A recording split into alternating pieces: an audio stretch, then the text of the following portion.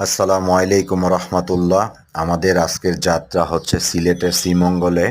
চায়ের দেশে যাব আলহামদুলিল্লাহ, আমাদের ট্রেন চলে আসছে। আমরা এখন সিলেটের উদ্দেশ্যে রওনা দিলাম। সকালের ক্লান্ত মনে একটা কফি খাওয়ার দরকার, তাই একটা কফি খেতে হবে এখন। আলহামদুলিল্লাহ, কফিটা খাওয়ার পরে শরীরে অন্যরকম একটা জোশ চলে আসলো, কারণ আমরা সকালে যাত্রা শুরু করেছি।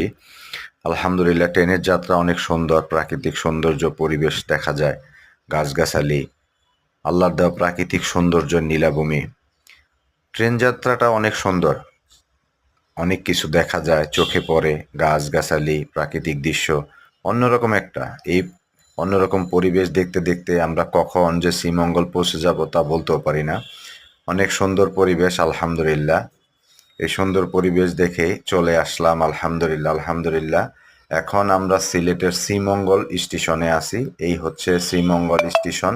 আমরা এখানে চলে আসছি। আজকে এখানে সারাদিন থাকবো। সিলেটের উদ্দেশ্যে ট্রেন চলে যাচ্ছে। আল্লাহ হাফেজ, পরবর্তীতে দেখা হবে।